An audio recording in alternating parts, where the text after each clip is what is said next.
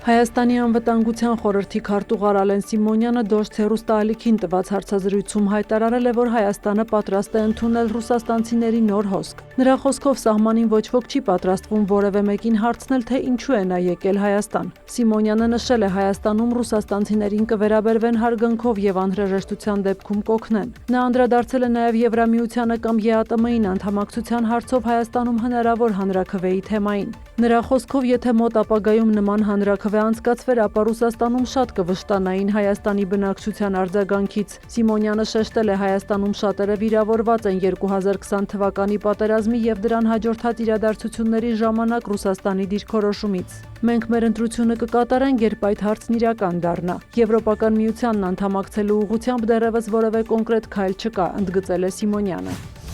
Իրանը եւ Օմանը Հորմուզի նեղուցի վերաբերյալ մի քանի շաբաթվա բանակցություններից հետո հասել են երկու կողմի համար ընդունելի արդյունքների, հայտարարել է Իսլամական հեղափոխության պահապանների կորպուսի խոսնակը։ Սակայն ըստ ԻՀՊԿ-ի ջրային ուղին չի վերաբացվի, եթե ԱՄՆ-ն չընդունի իրենց պայմանները։ Ավելի վաղ Իրանի եւ Օմանի արտգործնախարարները Թեհրանում քննարկումներ էին անցկացրել Հորմուզի նեղուցով նավերի անցման համար ժամանակավոր միջանցք ստեղծելու եւ նեղուցի ջրերն ականազերծելու վերաբերյալ։ 30-ից 60 օրվա ընթացքում կքննարկվեն նեղուցի համատեղ կառավարման շուրջ պայմանավորվածությունները։ Իրանի արտաքին գործերի փոխնախարար Քազեմ Ղարիբաբադին հայտարարել է, որ Հորմուզի նեղուցը փակ է եւ Իրանը լիակատար վերահսկողություն ունի դրա նկատմամբ։ Դիվանագետը նաեւ հերքել է նեղուցն ականազերծելու մասին ԱՄՆ նախագահի հայտարարությունը։ Իր հերթին նախագահ Դոնալդ Թրամփը հայտարարել է, որ Իրանի դեմ թե տնտեսական, թե ռազմական գործողություններն արդյունավետ են եւ ինքը չի շտապում բանակցությունների հարցում։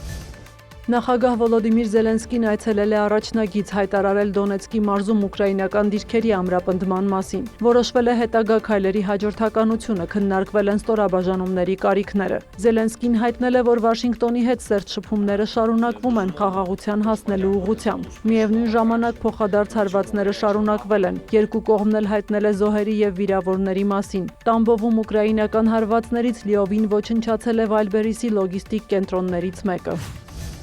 ԱՄՆ նախագահը մեկնաբանել է կենտրոնական հետախուզական վարչության ղեկավար Ջոն Ռեդքլիֆի այցը Մոսկվա։ Դոնալդ Թրամփը նշել է, որ դա որոշ առումով առօրյա այց է եղել եւ որ ԱՄՆ-ն աշխատում է Ուկրաինայում պատերազմը դադարեցնելու ուղղությամբ։ Իր հերթին Կրեմլի խոսնակը հայտարարել է, որ օգոստոսի 25-ին տեղի ունեցած այցի ժամանակ Ռեդքլիֆը նախագահ Վլադիմիր Պուտինի հետ չի հանդիպել։ Դմիտրի Պեսկովի խոսքով ԿՀՎ ղեկավարը շփումներ է ունեցել հատուկ ծառայությունների հետ, սակայն դեռ վաղ է ասել ինչպես այդ շփումները կանդրադառնան ռուս-ամերիկյան հարաբերությունները ներկայիս խոր ճգնաժամից դուրս բերելու վրա։ Միացյալ Նահանգներն ամբողջ աշխարհում դադարեցրել է ներգաղթային վիզաների դիմումների ընդունման գործընթացը միգրացիոն քաղաքականությունը խստացնելու արշավի շրջանակում։ Ըստ պետքարտուղարության սկսվել է աշխատակիցների վերապատրաստումն աշխարհի տարբեր երկրների ամերիկյան դիվանագիտական ներկայացուցչություններում։ Գործընթացի նպատակն է օգնել առանձնացնել այն դիմորդներին, որոնք ամենայն հավանականությամբ հետագայում կախվածության մեջ կհայտնվեն ԱՄՆ կառավարությունից։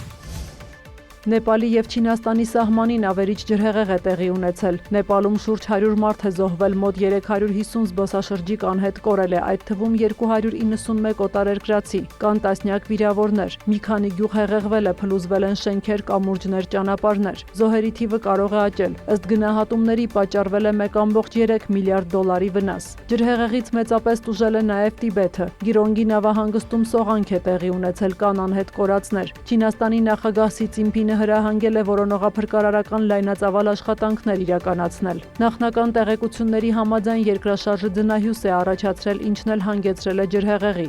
Սյուզաննա Չրաղյան, լուրեր։